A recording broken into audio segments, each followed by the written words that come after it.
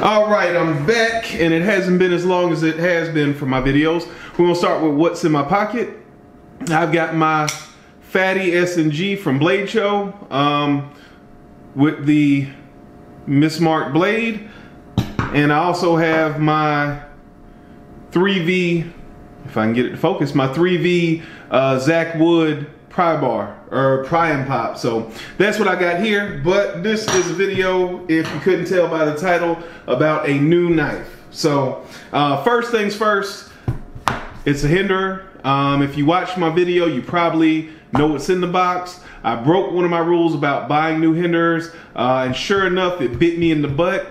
I bought this off of eBay from a store called Action Concepts. I've bought Emerson's from them before, back a few years back, maybe one or two. Good store. Don't have anything bad to say about them. But as soon as I picked this Hinderer up, there was one that was listed for $369. The very next day, that Hinderer was still on the eBay website, and then they released a 20% off coupon. So again, guys, if you can wait, I wouldn't buy a Hinderer brand new, but I couldn't wait. I wanted it. I did, so I paid the full $425 for this Firetac spear point with working finish and OD green G10. So let's crack it open and see what's in the box. As you can see, it's brand new. I haven't even taken it out before, and this looks like it has been worked on by Kim Johnson. So my other one was done by somebody else. It was a guy,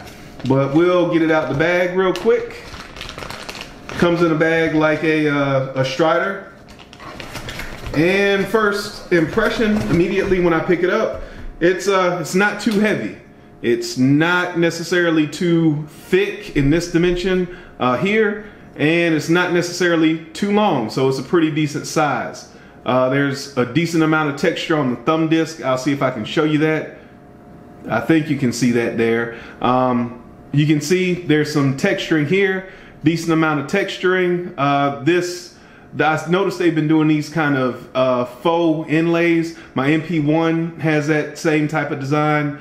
The back is smooth, but as you can see, it's got that working finish, which is kind of like a dull stone wash, I guess is the best way I could describe it. Pocket clip comes tipped down. That'll have to be changed. Thumb disc opening, there's some jimping here that's pretty decent.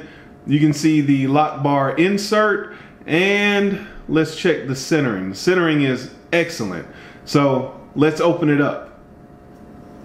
Detent's not too strong, it's not too weak. You can see that working finish. And again, this is a spear point blade, fairly thin stock. It is made out of CPM.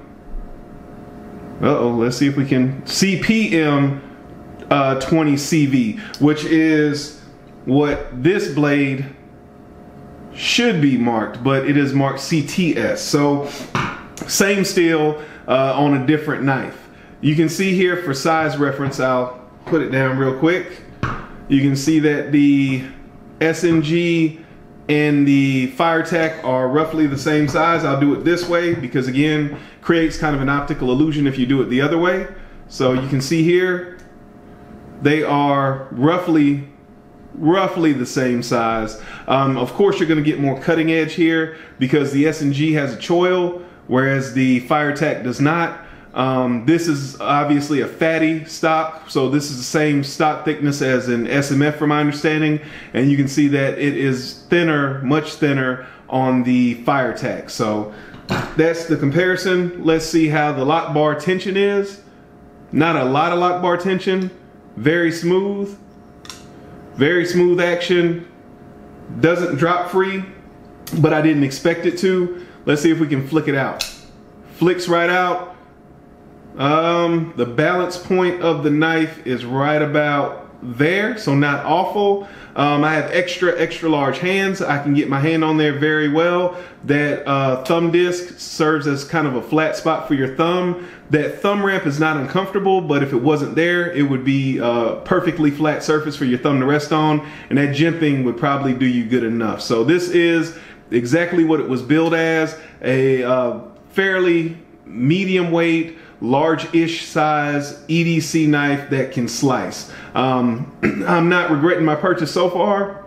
I really like the knife as far as right now. I will follow up. I'll also probably roll in some comparisons down the road as I hold the knife and experience it a little bit more. The one thing that I will say that I noted from one person's video, and it didn't stand out to me in their video, but the more I looked at the knife and now that I have it in person, these screws being proud, it does seem a little bit unfinished. I would have liked to see those be flush, but not a huge deal. Not something you're going to notice when you're handling the knife, just something you're going to notice when you're looking it over. So again, this is the Firetac, Hinderer Firetac with working finish, both blade and handle, as well as OD green G10. So one last thing I didn't think about. Yeah, it's pretty sharp. I don't have, here, let's see.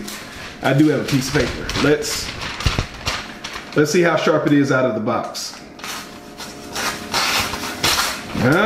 Not as sharp as I thought. It feels sharper than it is. It's decently sharp, but it's not a scalpel, but it is decently sharp. So you can see there, one more. I think I'm the one messing it up partially. So you can see there it is decently sharp. All right, guys, I appreciate you all watching. I'll catch you in the next video. Remember, a lazy man carries a dull knife.